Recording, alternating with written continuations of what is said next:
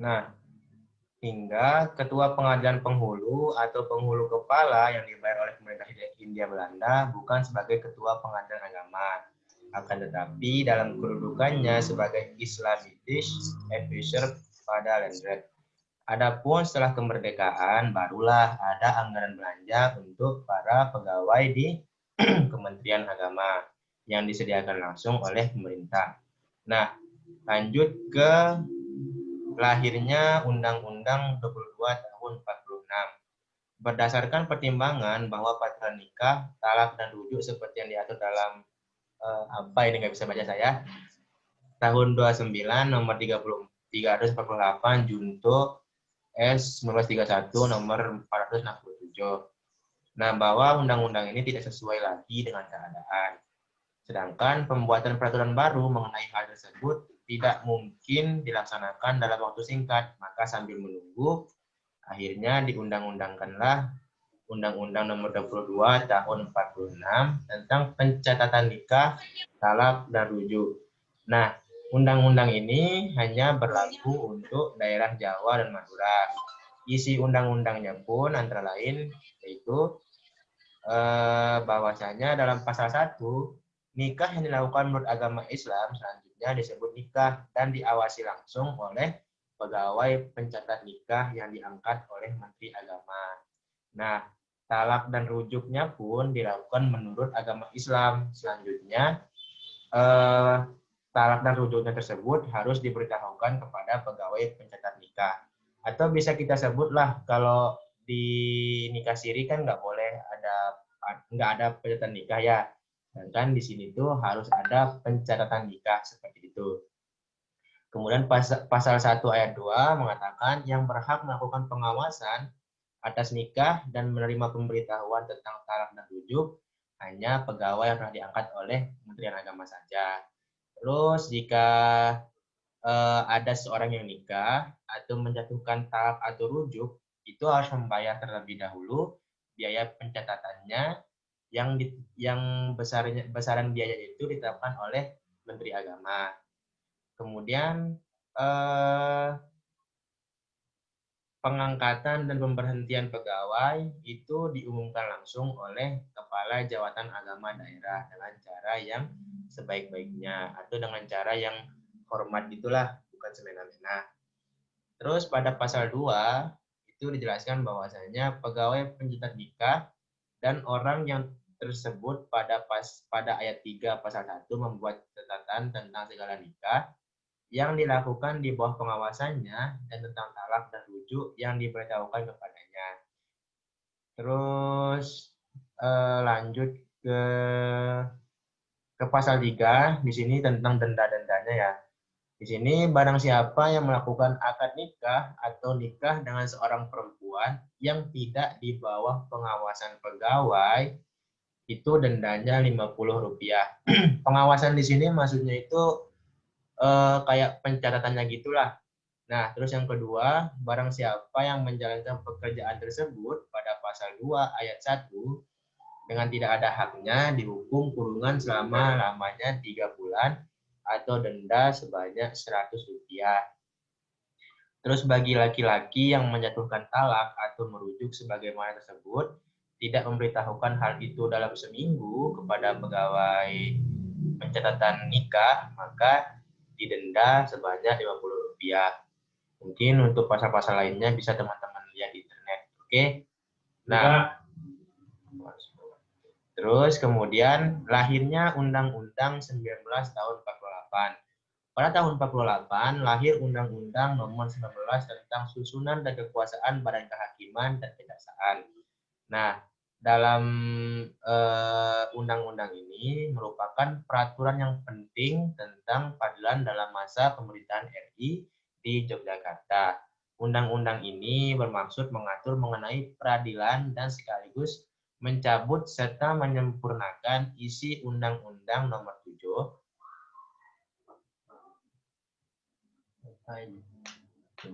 tahun 47 tentang susunan dan kekuasaan Mahkamah Agung dan Kejaksaan Agung yang mulai berlaku pada tanggal 3 Maret tahun 47.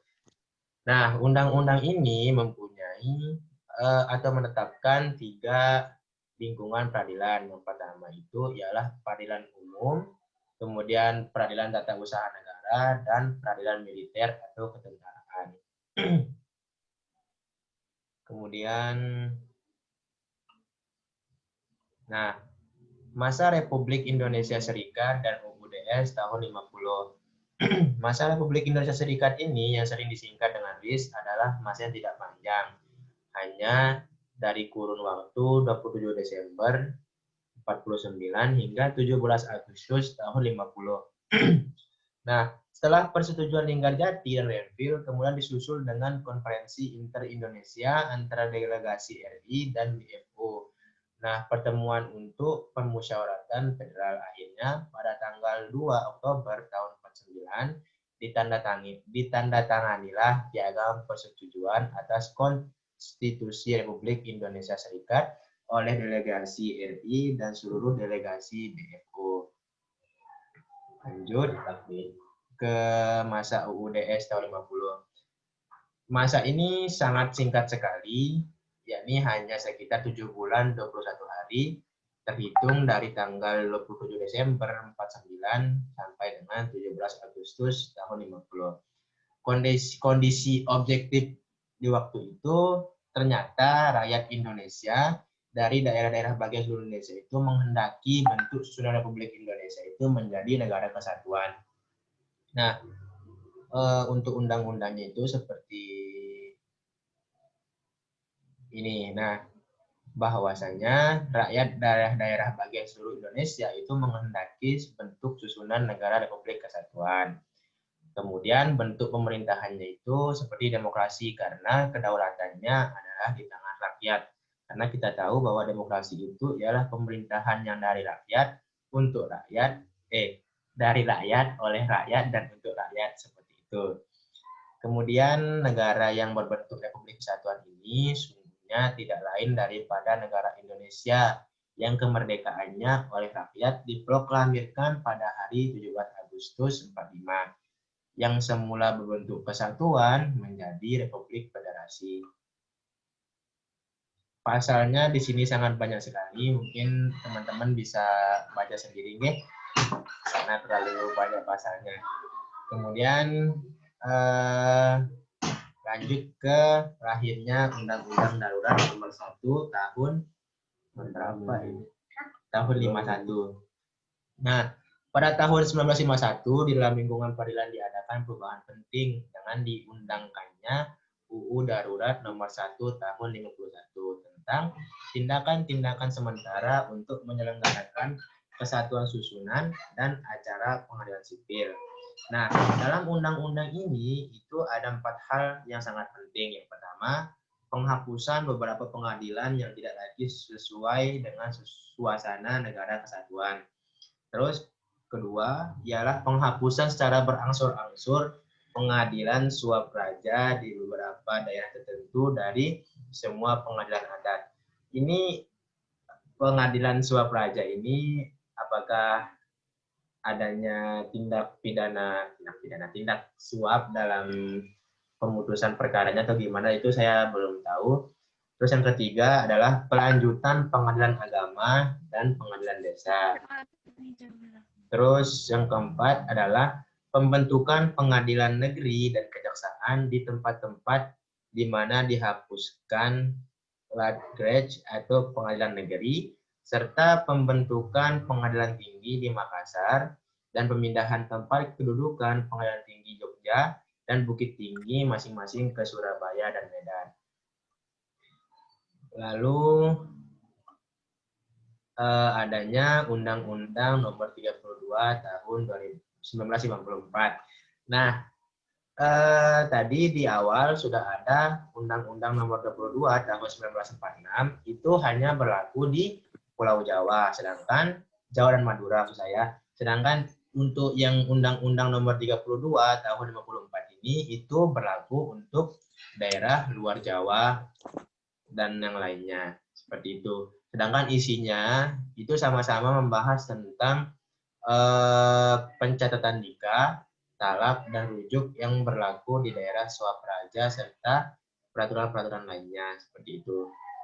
Kemudian kita lanjut ke bagaimana peradilan agama tahun 57 hingga tahun 74. Di sini ada 4 hal penting. Yang pertama itu adalah lahirnya Peraturan Presiden Nomor 39 Tahun 57. Kedua, lahirnya Peraturan Presiden Nomor 45 Tahun 57.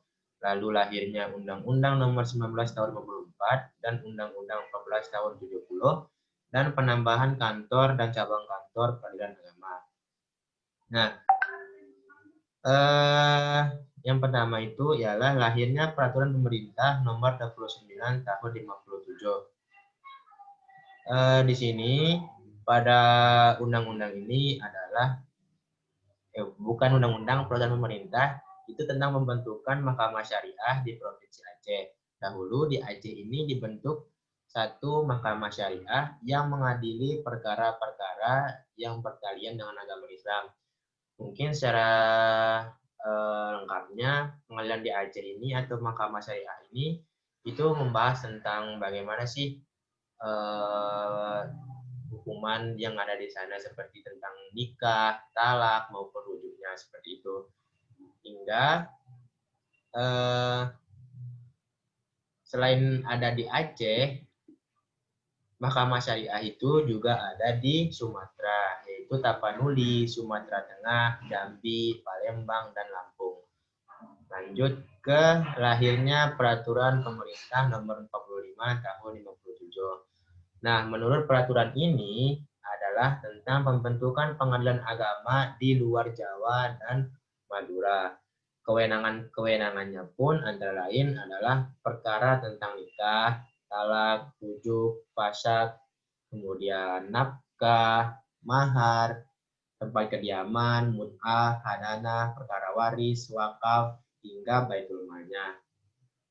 Dan Peraturan Pemerintah Nomor 45 Tahun 57 ini juga menetapkan tentang pembentukan pengadilan agama atau Mahkamah Syariah di luar Jawa.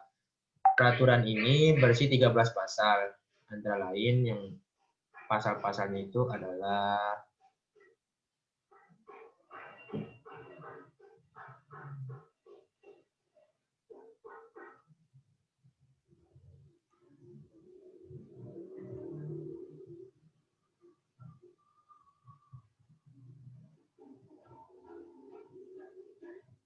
Nah, bisa teman-teman lihat sendiri di sini bahwasanya dalam pasal 1 itu berbunyi di tempat-tempat yang ada pengadilan negeri, ada sebuah pengadilan agama juga.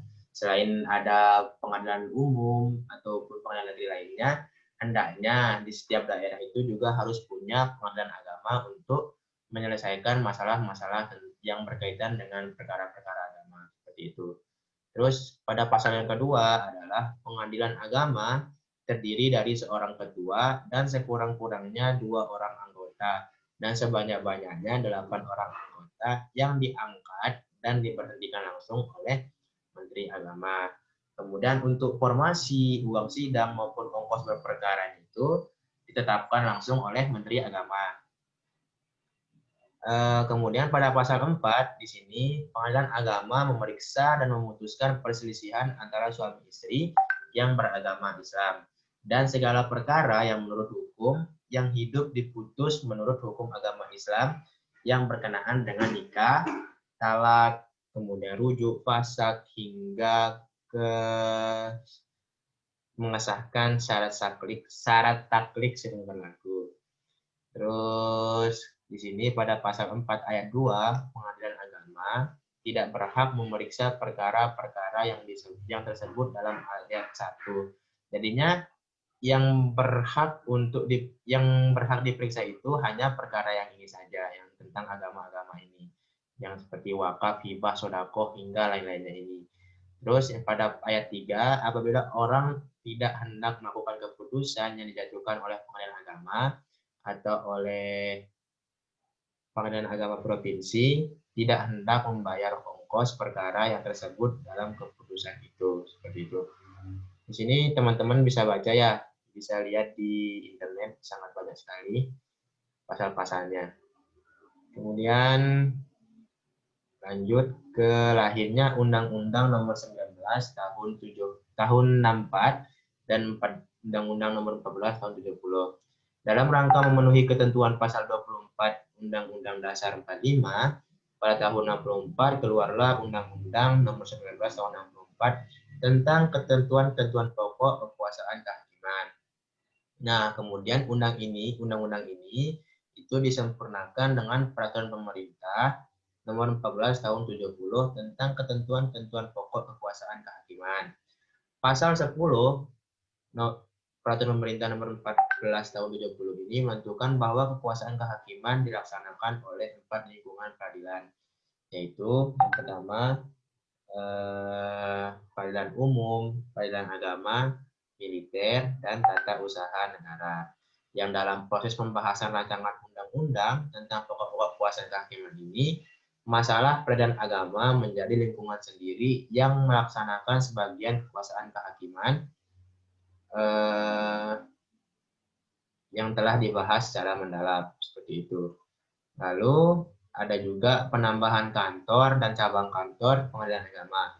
Dengan adanya jaminan yuridis Undang-Undang Nomor 14 Tahun 70 tentang ketentuan pokok kekuasaan kehakiman, keberadaan peradilan agama tampak semakin kuat. Pada tahun 72, berdasarkan keputusan Menteri Agama Nomor 34 Tahun 72, terbentuklah 4 kantor pengadilan agama dan 6 cabang kantor pengadilan agama yang ada di Provinsi Riau, Jambi, Aceh, dan Sumatera Utara.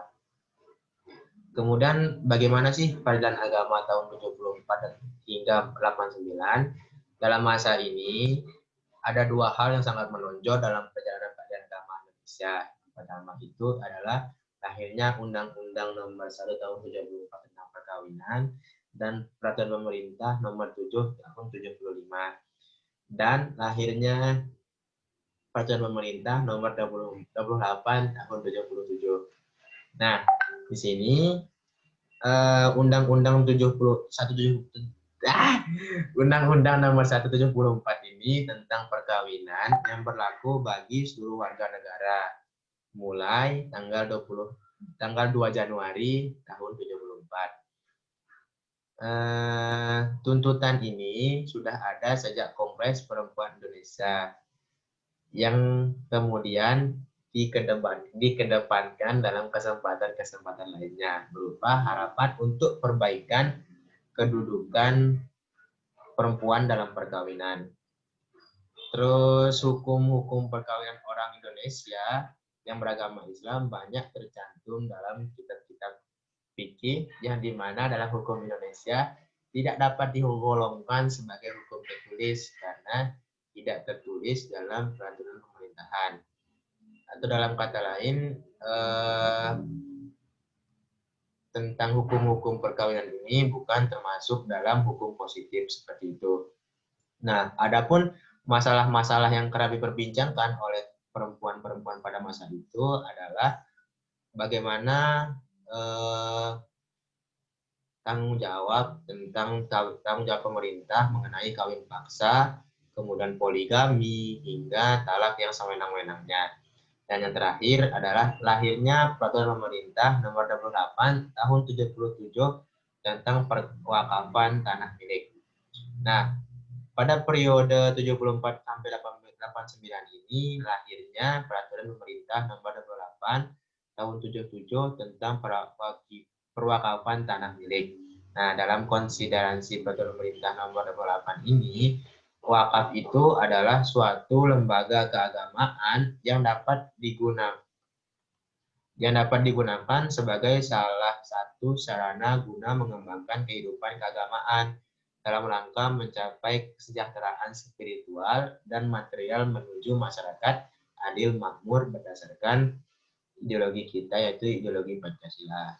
Kemudian pada tahun 77 tentang perwakafan tanah milik, selain belum memenuhi kebutuhan akan cara-cara perwakafan, juga membuka kemungkinan timbulnya hal-hal yang tidak dimungkinkan karena tidak adanya data lengkap tanah yang akan diwakafkan. Karena itu perlulah ada pendaftaran wakaf yang diatur.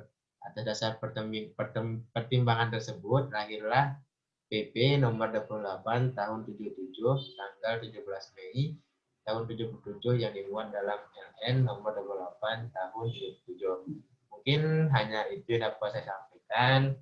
Kurang lebihnya saya mohon maaf jika masih ada yang belum paham, karena saya juga memang belum paham. Mungkin besok bisa kita tanyakan pada Ibu Erva.